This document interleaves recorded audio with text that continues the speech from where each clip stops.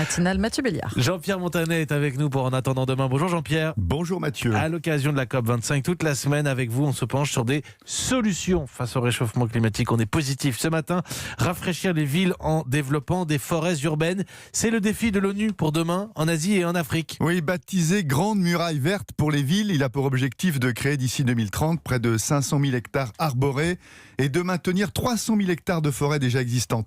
Ces forêts au cœur des mégapoles, comme Kuala Lumpur, Jakarta ou Yangon, pourraient faire reculer, écoutez bien, les températures de l'air de façon spectaculaire, près de 8 degrés en moins, réduire de près de moitié les dépenses de climatisation et améliorer aussi la qualité de l'eau. En Afrique, priorité sera donnée aux quartiers pauvres, souvent sans végétation. En Éthiopie et en Afrique du Sud, les écarts de température avec les zones chic arborées peuvent atteindre 10 degrés. En Chine, 30% des villes qui existeront en 2050 ne sont pas encore sorties de terre.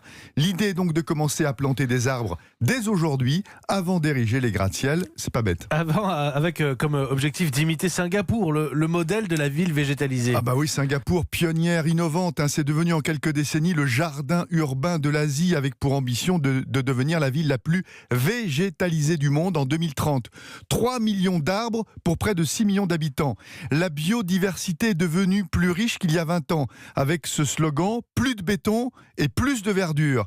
La place au sol étant limitée, la végétation grimpe avec les tours.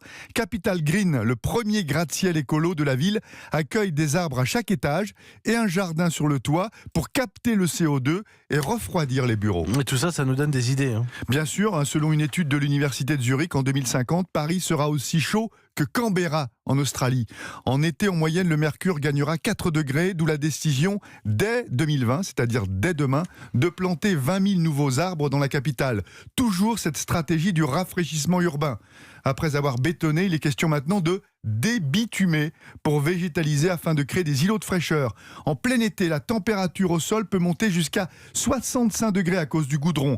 Ce sont ces microclimats qui amplifient l'effet de canicule. Et en plus, c'est quand même beaucoup plus sympa avec du vert. Allons-y, fonçons. Je ne savais pas, 2020, on va planter 20 000 nouveaux arbres à Paris. D'ici 2020. C'est pas mal. Vous avez vu, en bas d'Europe 1, on a coupé des arbres, mais on va les replanter. Eh bien, écoutez, en attendant demain, Jean-Pierre Montanet, on était en bas d'Europe 1 et en Éthiopie ce matin à l'occasion de la COP25, toute la semaine des solutions contre le réchauffement climatique.